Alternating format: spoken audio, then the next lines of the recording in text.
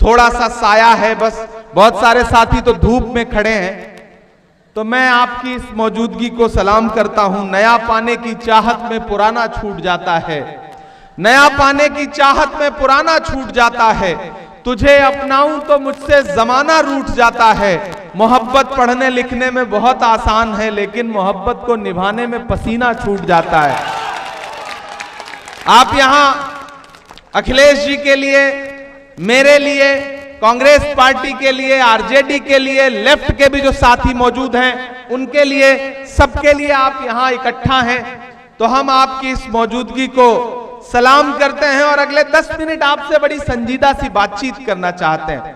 यहां मंच पे भी जो साथी मौजूद हैं वो थोड़ी देर फोटो और बाकी चीजों से अलग हटके सुने थोड़ा सा।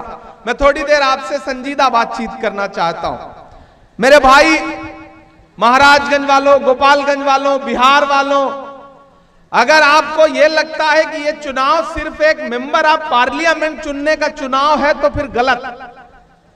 अगर आपको यह लगता है कि आप ईवीएम बूथ पर जाएंगे और हाथ के पंजे के सामने वाला बटन दबा के सिर्फ एक सांसद चुन लेंगे तो आप बहुत छोटा सोच रहे हैं। दरअसल यह चुनाव इस देश में यह तय करेगा कि आने वाले दिनों में डॉक्टर बाबा साहब अंबेडकर का बनाया हुआ संविधान बचेगा या नहीं बचेगा, क्योंकि लड़ाई दो विचारधाराओं के बीच में है। एक तरफ नरेंद्र मोदी जी खड़े हैं जिनके सहयोगी चाहे अनंत हेगड़े हो, चाहे ज्योति मिर्धा हो, चाहे लल्लू सिंह हो, चाहे अरविंद धर्मापुरी हो या फिर अरुण गोविल हो। आप इनके पिछले 2 महीने के भाषण उठा करके देख लीजिए। उनके भाषणों में एक बात पूरी बेशर्मी से बोली जा रही है कि हमें बहुमत दो क्योंकि हमें संविधान बदलना है। नरेंद्र मोदी जी और उनके सहयोगी कह रहे हैं कि हमें बहुमत दो, हमें संविधान बदलना है। और एक तरफ राहुल गांधी और इंडिया गठबंधन खड़ा है जो ये कह रहा है कि हम अपनी आखिरी सांस तक भारत के संविधान पर आंच नहीं आने देंगे, नहीं आने देंगे, नहीं आने देंगे। ये लड़ाई दो विचारधाराओं के बीच में है। ऐसे में आपको तय करना है कि आपको नरेंद्र मोदी की सरकार बचानी है या डॉक्टर बाबा साहब अंबेडकर का संविधान बचाना है। वो संविधान जिसमें महात्मा गांधी के सपने हैं, वो संविधान जिसमें पंडित जवाहरलाल नेहरू के उसूल हैं, वो संविधान जिसमें मौलाना आजाद के ख्वाबों की ताबीर है, वो संविधान जिसे बाबा साहब अंबेडकर ने अपने खून पसीने से लिखा। भाजपा उस संविधान को बदलना चाहती है। संविधान बदल गया तो आरक्षण नहीं रहेगा, आरक्षण नहीं बचेगा तो आपका अधिकार नहीं बचेगा। यहां हमारे समाज के लोग खड़े हैं, अकलियत के साथी खड़े हैं। इस देश में संविधान आपको जो मौलिक अधिकार देता है, जो जीने और रहने का हक देता है, यह सरकार संविधान बदल के उसे छीन लेना चाहती है। कीमत तो बहुत बढ़ गई शहरों में धान की, लेकिन विदा ना हो सकी बेटी किसान की। मौका मिला तो लोगों ने कुर्सी के वास्ते तस्वीर ही बिगाड़ दी हिंदुस्तान की। मेरे भाई, पिछले 10 साल से हम नरेंद्र मोदी जी की सरकार को देख रहे हैं, झेल रहे हैं। पहला नारा क्या था? बहुत हुई महंगाई की बार, अब की बार मोदी सरकार। याद है 2014 में उन्होंने नारा दिया। फिर ये नारे की सच्चाई क्या रही? वो पेट्रोल डीजल जो 58 रुपए लीटर था 100 रुपए के पास पहुंच गया। गैस सिलेंडर जो 400 का था वो 1000 का पहुंच गया। आटा, चावल, दूध, दही, पनीर, लस्सी, छाछ, क्या नहीं महंगा कर दिया। अग्निवीर योजना लाई। अग्निवीर का जो फॉर्म है उस फॉर्म पर 18% की जीएसटी लेते हैं। 18% टैक्स फॉर्म भरने के लिए। और तो और ये फिल्में टैक्स फ्री करने वाली भाजपा की सरकारें कफन पर जीएसटी ले रही हैं, कफन पर टैक्स ले रही हैं। ऐसे में मैं यहां खड़ा होकर के अखिलेश जी हमारे बड़े भाई की हैसियत से राज्यसभा में हम दोनों लोग साथ होकर के आपके मुद्दों पर लड़ाई लड़ते हैं। एक तरफ 7 फीट 8 फीट की दूरी पर नरेंद्र मोदी जी बैठते हैं और इस तरफ हम लोग बैठते हैं, लेकिन हम आपको विश्वास दिला रहे हैं, हमने देखा है वहां अखिलेश जी को कि बिना डरे हुए इस देश के हाकिम के आंख से आंख मिलाकर के इन्होंने किसी भी मुद्दे पर चुप्पी नहीं साधी, बल्कि लगातार बोलते रहे। और आकाश कुमार हमारे भाई की तरह है, वो मैं आकाश के लिए आपके सामने दामन फैला करके वोट की अपील करने आया हूं और आपसे यह कहना चाहता हूं और खास तौर से अपने समाज के लोगों से यह बात कहना चाहता हूं कि इस बार लड़ाई बहुत बड़ी है और जब लड़ाई बड़ी हो तो छोटी छोटी चीजें नजरअंदाज की जाती हैं। जब मकसद बड़ा हो तो छोटी छोटी चीजें किनारे रख दी जाती हैं। जब ख्वाब बड़े होते हैं तो नींदें कुर्बान करनी पड़ती हैं। इस बार मकसद है भारत के संविधान को बचाना, भारत के लोकतंत्र को बचाना। एक तरफ राहुल गांधी खड़े हैं जिन्होंने अपना प्रतिनिधि बना करके आकाश कुमार सिंह को यहां से प्रत्याशी बनाया है। वो आदमी आपके लिए लड़ाई लड़ रहा है।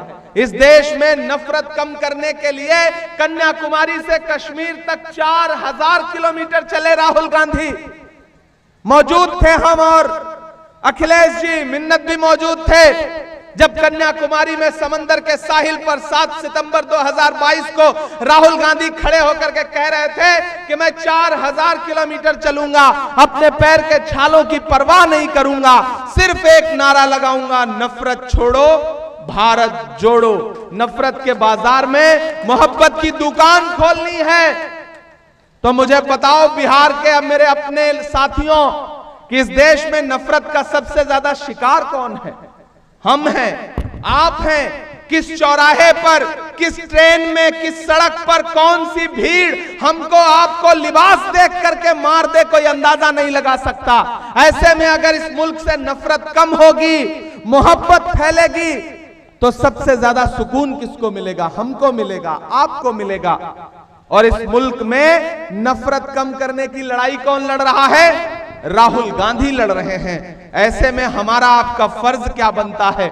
आप यहां तपती दोपहरी में 43-44 डिग्री टेम्परेचर में खड़े हैं। बहुत सारे साथी ऐसे हैं जो गर्मी की शिद्दत की वजह से ना आ पाए होंगे। मैं चाहता हूं कि सोशल मीडिया के जरिए, मीडिया के जरिए, आपके संदेशे के जरिए ये बात पूरे देश तक जाए। यहां माएं बहनें बड़ी तादाद में खड़ी हैं। मैं आप सबसे अपील करता हुआ यह कह रहा हूं कि इस बार लड़ाई बहुत बड़ी है और अच्छी बात यह है कि गठबंधन बन गया है, इंडिया गठबंधन, जिसमें लेफ्ट के, आरजेडी के, कांग्रेस के सारे साथी मिल करके एक लक्ष्य बना करके आगे बढ़ रहे हैं और वो लक्ष्य है भारतीय जनता पार्टी की सरकार को दिल्ली से हटाना और इंडिया गठबंधन का प्रधानमंत्री इस देश में बनाना। ये मकसद लेकर के हम सारे लोग चल रहे हैं और आपको पूरी जिम्मेदारी से बता रहा हूं, मैं कांग्रेस पार्टी का स्टार प्रचारक हूं। अब तक केरल हो, उत्तराखंड हो, उत्तर प्रदेश हो, महाराष्ट्र हो, आंध्र प्रदेश हो, केरल हो, जम्मू कश्मीर हो, राजस्थान हो, बंगाल हो, बिहार हो, देश के लगभग सारे राज्यों में चुनाव प्रचार करता हुआ यहां पहुंचा हूं। ये टीवी चैनल वाले कुछ भी दिखाएं, इनके झांसे में मत आना। इस समय पूरे देश में बस एक नारा चल रहा है कि दक्षिण भारत में भाजपा साफ, उत्तर भारत में भाजपा हाफ। और बिहार से जो खबरें आ रही हैं वो तो और शानदार हैं। बिहार से भी यही खबर आ रही है कि बिहार में भी भाजपा गठबंधन साफ। और उत्तर प्रदेश जो उनकी सबसे बड़ी प्रयोगशाला है, मैं उत्तर प्रदेश से आया हूं। उत्तर प्रदेश में भी पैर के नीचे से जमीन सरक गई है। महाराष्ट्र से राज्यसभा का सांसद हूं। महाराष्ट्र में तो स्थिति यह हो गई है कि प्रधानमंत्री जी ने कोई मूर्ति आज तक नहीं छोड़ी होगी जहां जाकर के उन्होंने माल्यार्पण न कर दिया हो कि कुछ वोट मिल जाए। इसलिए मैं आपसे कहना चाहता हूं कि पिछले 5 दिन में प्रधानमंत्री का भाषण उठा के सुनिए आपको समझ में आ जाएगा कि ना तो बातों में वो जोश है, ना चेहरे पर वो तेज है, ना बॉडी लैंग्वेज पुरानी वाली है, क्योंकि पैर के नीचे से जमीन सरक गई है। उनका इंटरनल सर्वे है कि वो चुनाव हार रहे हैं। ऐसे में मेरे भाई, मैं जानता हूं कि 4 जून को जब रिजल्ट आएगा और दिल्ली में इंडिया गठबंधन की सरकार बनेगी, तो महाराजगंज लोकसभा क्षेत्र के जो साथी हैं, मैं चाहता हूं कि आपका प्रतिनिधित्व करने के लिए आकाश कुमार सिंह जैसा एक युवा साथी जो है वो पार्लियामेंट पहुंचेगा, तो हमारा प्रधानमंत्री बनना और आसान हो जाएगा। सरकार बनने जा रही है और इस सरकार बनने में अपनी भागीदारी जताइए। इसलिए मैं आपके बीच में अपील करने आया हूं। आपसे मेरा एक बड़ा जज्बाती रिश्ता है, इस इलाके से, इस एतराफ से मेरा बड़ा जज्बाती रिश्ता है। भले ही आपसे मुलाकातें कम होती हों, लेकिन एक गायबाना तारुफ है आप सारे लोगों से। तो मैं आपसे ये कहना चाहता हूं कि अगर आप किसी बहकावे में, किसी झांसे में, किसी मुगालते में आकर के वोट देने नहीं निकलते हैं या कहीं और देते हैं, तो सीधा फायदा भाजपा को होगा। इसलिए मेरी आपसे अपील है कि झील में पानी बरसता है हमारे देश में, खेत पानी को तरसता है हमारे देश में, जिंदगी का हाल खस्ता है हमारे देश में, दूध महंगा खून सस्ता है हमारे देश में। यह लड़ाई बहुत महत्वपूर्ण है। और ये भाजपा के लोग कोई भी भाषण करें, इनके सारे भाषण झूठे हैं। प्रधानमंत्री जी खुद बहुत झूठ बोलते हैं और उसका असर उनके तमाम नेताओं पर भी आ गया है। एक दिन पार्लियामेंट में खड़े होकर प्रधानमंत्री जी बड़ा जोर जोर से लगे बोलने, बताओ कांग्रेस वालों तुमने 70 साल में क्या किया। मेरा दिल हुआ कि मैं उठ के बताना शुरू कर दूं, तब तक अखिलेश भाई पलटे, बोले इमरान मत बताना, जो बताओगे ये उसको भी बेच देंगे, इनका काम सिर्फ बेचने का है, मत बताना। तो 10 साल में सिर्फ बेचने के अलावा कुछ नहीं किया। मैंने सुना है आज प्रधानमंत्री जी आए हुए हैं और कांग्रेस से 70 साल का हिसाब मांग रहे हैं। मैं तो यहां खड़ा होकर कहता हूं, अरे जो सरकार अपना चलाया हुआ 2000 का नोट 7 साल नहीं चला सकी, वो हमसे 70 साल का हिसाब मांगती है। जो सरकार अपना चलाया हुआ नोट नहीं चला पा रही है, वो देश क्या चलाएगी। किसी झांसे में मत आइए। कांग्रेस पार्टी क्या कह रही है उसका मैनिफेस्टो पढ़िए। मेरा सौभाग्य है, मेरी खुशनसीबी है कि मैं उस मैनिफेस्टो कमेटी का सबसे कम उम्र का सदस्य हूं। मैंने बनाया है उस मैनिफेस्टो को, इसलिए पूरी जिम्मेदारी से यहां कह रहा हूं। वो मैनिफेस्टो कह रहा है कि 4 जून को हमारी सरकार बनाइए और 15 अगस्त से पहले इस देश के 30 लाख बेरोजगार नौजवानों को एक साथ नौकरी देंगे। हम नरेंद्र मोदी जी की तरह झूठा वादा नहीं कर रहे हैं कि 2 करोड़ दे देंगे, 5 करोड़ दे देंगे। हम क्या कह रहे हैं, 30 लाख नौकरी एक झटके में अपने बेरोजगार युवाओं को। यहां माएं बहनें खड़ी हैं, सुनिए, जो सबसे जरूरी बात है, जो सबसे क्रांतिकारी बात है, वो मैनिफेस्टो कह रहा है कि जैसे ही हमारी सरकार बनेगी, वैसे ही हर गरीब परिवार की महिला के अकाउंट में डायरेक्ट 1 लाख रुपए सालाना मिलेगा। खटाखट खटाखट खटाखट।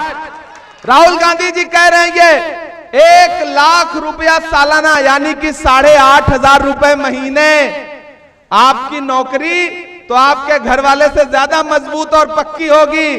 8,500 रुपए हर महीने आपके अकाउंट में, महिलाओं के अकाउंट में डायरेक्ट देगी इंडिया गठबंधन की सरकार, कांग्रेस की सरकार। और सबसे महत्वपूर्ण बात जिस पे चर्चा नहीं हो रही है, 14 लाख आंगनबाड़ी के नए पद सृजित करेगी हमारी सरकार एक झटके में। 14 लाख। और सुनिए, अग्निवीर योजना एक झटके में समाप्त कर देंगे। और सुनिए, जैसे ही सरकार बनेगी, हर प्रतियोगी परीक्षा, कोई भी नौकरी का फॉर्म भरोगे तो जो फॉर्म भरने में 2,000, 1,000, 3,000 रुपए खर्च होते हैं, सारे फॉर्म आने वाले हमेशा के लिए फॉर्म फ्री कर दिया जाएगा, उसका पैसा नहीं लगेगा। कितनी क्रांतिकारी योजनाएं हैं। ऐसे में अब तक बहुत मंदिर मस्जिद हिंदू मुस्लिम बहुत सुन लिया, कान बंद कर लीजिए। अब जब कोई इस तरह की बात करे, तो हिंदू मुस्लिम मंदिर मस्जिद की बात करे ना, तो ऐसे कान में उंगली डाल लीजिए और कह दीजिए कि भैया बहुत हो चुका हिंदू मुस्लिम मंदिर मस्जिद। अब हमें इंडिया गठबंधन की सरकार बनानी है, कांग्रेस पार्टी की सरकार बनानी है, क्योंकि राहुल गांधी जो वादे कर रहे हैं वो सच्चे वादे हैं। मैं यहां खड़ा होकर के आप सबसे अपील करते हुए ये बात कह रहा हूं मेरे भाई, कि आकाश हमारे भाई की तरह है, और मैं आकाश के लिए आपसे एक वोट की अपील करने आया हूं। और आप हाथ के पंजे के सामने वाला बटन दबाएंगे, आकाश को वोट देंगे, तो सिर्फ आकाश को नहीं मिलेगा। अगर आपको लगता है कि आपका वोट सिर्फ आकाश को मिलेगा तो नहीं, सिर्फ आकाश को नहीं मिलेगा, आपका दिया गया एक एक वोट मोहब्बत के उस मसीहा को मिलेगा जिसका नाम राहुल गांधी है। आपका दिया गया एक एक वोट डॉक्टर बाबा साहब अंबेडकर के सच्चे अनुयायी मल्लिकार्जुन खड़गे को मिलेगा। आपका एक एक वोट श्रीमती सोनिया गांधी जी को मिलेगा। आपका एक एक वोट प्रियंका गांधी जी को मिलेगा। आपका एक एक वोट लालू यादव जी को मिलेगा, तेजस्वी यादव जी को मिलेगा। आपका एक एक वोट हेमंत सोरेन को मिलेगा। आपका एक एक वोट अरविंद केजरीवाल को मिलेगा। आपका एक एक वोट हमारी जो लेफ्ट पार्टी है उनके सहयोगियों को मिलेगा। और तो और आपका एक एक वोट जो आकाश को आप देंगे वो इमरान प्रतापगढ़ी पर आपका पर्सनल एहसान होगा। मैं चाहता हूं कि आने वाले दिनों में जब महाराजगंज लोकसभा क्षेत्र के निवासियों के लिए पार्लियामेंट में लोकसभा में खड़े होकर के आकाश लड़ाई लड़े, तो फिर राज्यसभा में खड़े होकर के इमरान प्रतापगढ़ी और अखिलेश जी दोनों लोग मिलकर लड़ाई लड़े। आपके लिए तो ऑफर बहुत अच्छा है, एक जिताइए साथ में दो फ्री पाइए, एक के साथ दो फ्री, एक सांसद लोकसभा का जिताइए, एक वोट दोगे तो 3 सांसद मिल रहे हैं। इससे अच्छा ऑफर तो देश में किसी लोकसभा में किसी के पास नहीं है, इससे अच्छी अपॉर्चुनिटी कहीं नहीं है। तो मेरी आपसे गुजारिश है कि आकाश को जिताइए, आकाश आपके लिए लड़ेंगे, आपका काम करेंगे। वो काम नहीं करेंगे, मुझ तक आना, मैं लड़ूंगा आपके लिए। मुझ तक ना पहुंच पाना तो अखिलेश भाई से लड़ना। तो आपके पास तो कई रास्ते हैं अपनी बात रखने के लिए। मैं आपसे अपील करने आया हूं मेरे भाई कि इस चुनाव में घरों से बाहर निकलिए, क्योंकि सच मानिए यह चुनाव बहुत महत्वपूर्ण है। मैं पिछली तकरीबन 20-22 रातों से सोया नहीं हूं। परसों रात में राहुल जी के लिए रायबरेली में सभा कर रहा था, कल दिल्ली में चांदनी चौक में सभा कर रहा था, आज यहां खड़ा हूं, कल रांची रहूंगा, परसों पुरुलिया में रहूंगा, बंगाल में, पूरे देश के अलग अलग कोने में जा रहा हूं। और मैं यहां खड़ा होकर के पूरी जिम्मेदारी से और पूरी गारंटी लेते हुए यह बात कह रहा हूं कि चाहे जितना सर पटक ले, लेकिन भाजपा की सरकार दिल्ली में नहीं बनने जा रही है, नहीं बनने जा रही है, नहीं बनने जा रही है। क्योंकि मैं जमीनी सच्चाई देख करके आ रहा हूं। और ये भाजपा वाले, भाजपा गठबंधन वाले कितना भी आके झूठ बोले, इनके चक्कर में मत पड़ना, ये सिर्फ झूठ बोलते हैं। वो भाजपा का एक नेता एक गांव में पहुंचा, उसने कहा गांव वालों आओ, मैं तुम्हारी समस्याएं समाप्त करना चाहता हूं। गांव वाले भोले भाले थे, आपकी तरह इकट्ठा हो गए, बोले ठीक है नेताजी, आप हमारी समस्या खत्म करना चाहते हो तो खत्म करो। तो नेताजी ने कहा बताओ समस्या क्या है। तो बोले गांव की 2 समस्या सबसे महत्वपूर्ण है। पहली है कि गांव में कोई अस्पताल नहीं है। तो भाजपा के जो नेता थे, मंत्री थे, उन्होंने अपना मोबाइल निकाला, पता नहीं कहां नंबर मिलाया और लगे डांटने कि इस गांव में हॉस्पिटल कैसे नहीं है, मैं यहां मौजूद हूं, कल तक यहां पे अस्पताल खुल जाना चाहिए, डॉक्टर आ जाने चाहिए। ये कहकर के उन्होंने फोन जो है जेब में रख लिया। फिर बोले देखो गांव वालों, मैंने तुम्हारी पहली समस्या खत्म कर दी, दूसरी बताओ। तो गांव वालों ने कहा साहब हमारी दूसरी समस्या यह है कि इस गांव में मोबाइल का कोई नेटवर्क ही नहीं है। यह है भाजपा की राजनीति। तो भाजपा की इस राजनीति के चक्कर में मत पड़ना, सीधे उनके तमाम झूठे वादे याद रखो। प्रधानमंत्री जी ने वादा किया था ना, बेटी बचाओ बेटी पढ़ाओ, नारा दिया था ना। उस नारे की सच्चाई क्या रही कि हाथरस में दलित बिटिया के साथ बलात्कार हुआ और रात के 2 बजे परिवार की बिना मर्जी के उसकी लाश जला दी गई।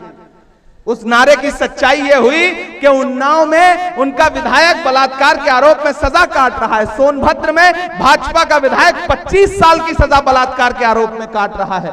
प्रधानमंत्री ने पिछले 2 साल पहले जब खड़े होकर के 15 अगस्त को लाल किले की दीवार से महिला सशक्तिकरण पर भाषण दिया, तो उस भाषण के 1.5 घंटे बाद, 2 घंटे बाद उनके गृह राज्य गुजरात में बिल्किस बानो के दोषी न सिर्फ रिहा किए जा रहे थे बल्कि उनको माला पहनाई जा रही थी। और तो और ओलंपिक मेडल लाने वाली बेटियां जंतर मंतर पर घसीटी गई, हम सब ने देखा।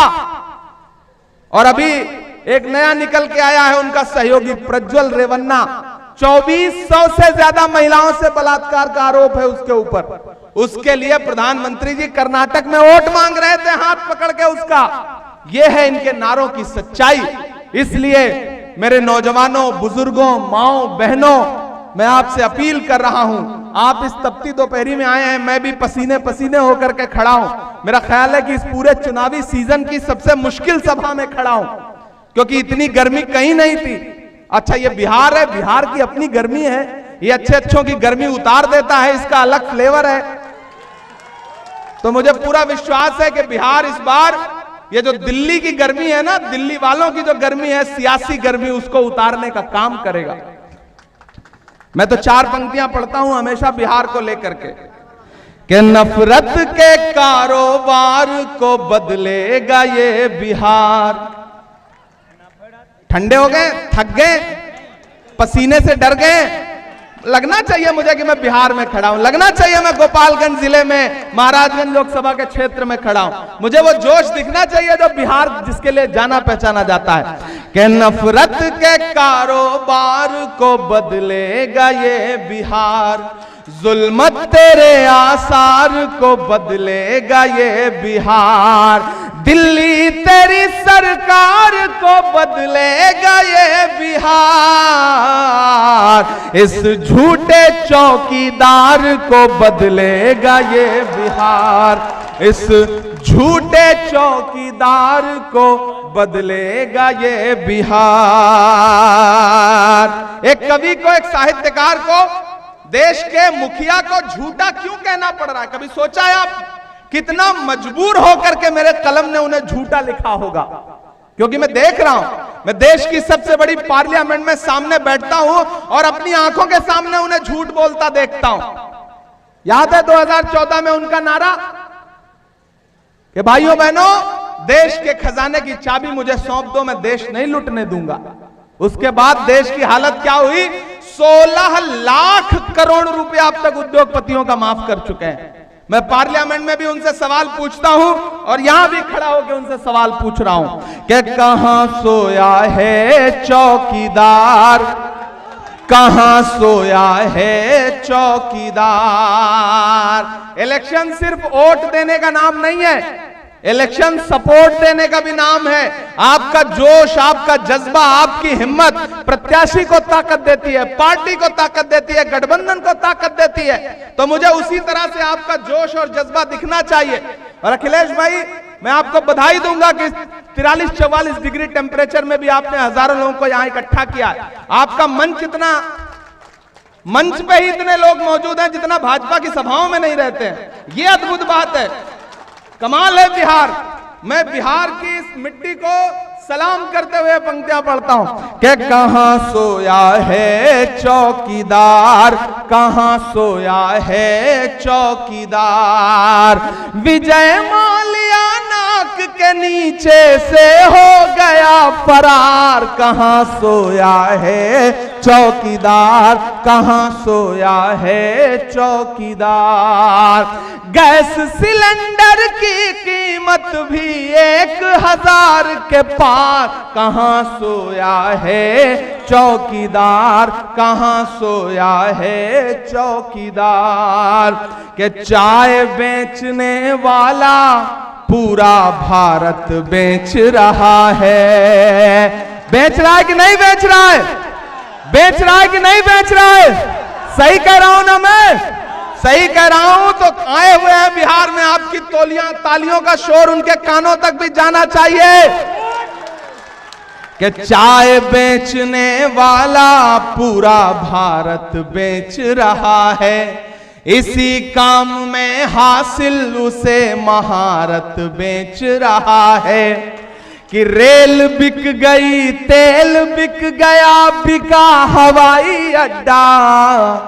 अगली जो लाइन है ना, उस पे तो आपका एक एक हाथ उठ जाना चाहिए कि रेल बिक गई, तेल बिक गया, बिका हवाई अड्डा, सब कुछ बिकता देख के खुश हैं अपने जेपी नड्डा, कि जनता महंगाई की मारी करती हाहाकार, कहां सोया है चौकीदार, कहां सोया है चौकीदार। अखिलेश भाई आइए 1 मिनट, जरा आपसे गले मिलने का मन कर रहा है। तो क्या मैं अखिलेश भाई को अभी से जीत की बधाई दे दूं? मैं ये चाहता हूं साथियों, मैं बहुत दूर से आपके बीच में आया हूं, आज मुझे किसी और कार्यक्रम में जाना था, लेकिन जब अखिलेश भाई ने मुझसे कहा तो मैं पूरी जिम्मेदारी से इस भाई का आदेश मानते हुए आपके बीच में आया हूं। मैं एक बात बहुत जिम्मेदारी से अखिलेश भाई के लिए कह रहा हूं। अखिलेश भाई को मैंने दिल्ली के गलियारों में बिहार के मुद्दों पर सरकार से भी लड़ते हुए देखा है और अपनी पार्टी के नेताओं से भी लड़ते हुए देखा है। मैं इनके हिम्मत और इनके जज्बे की कद्र करता हूं। इसलिए मैं आज आकाश कुमार के लिए आपसे वोट की अपील करने आया हूं, क्योंकि जब मैं इनको भाई मानता हूं तो वो मुझसे छोटा है और वो मेरे भाई की तरह वो भी है। मैं उसके लिए अपना दामन फैला करके और खास तौर से अपने समाज के लोगों से कहता हूं कि इमरान प्रतापगढ़ी आपकी जमानत है। इमरान प्रतापगढ़ी इस बात की जमानत लेता है, आप यहां से कांग्रेस का, इंडिया अलायंस का प्रत्याशी जिता के भेजिए। जब भी आपको लगे कि आपने इमरान प्रतापगढ़ी की बात मानी थी और आपकी बात नहीं सुनी जा रही थी, तो आकर के मेरा कॉलर पकड़ना, ये मैं आपको हक देता हूं। दिल्ली में मेरे दरवाजे आपके लिए खुले रहेंगे हमेशा, ये मैं आपसे वादा करता हूं। और इस संदेशे को पूरे एतराफ में पहुंचाइए लोगों तक कि इस समय जरा सा भी भटकने का मतलब है भाजपा को फायदा पहुंचाना।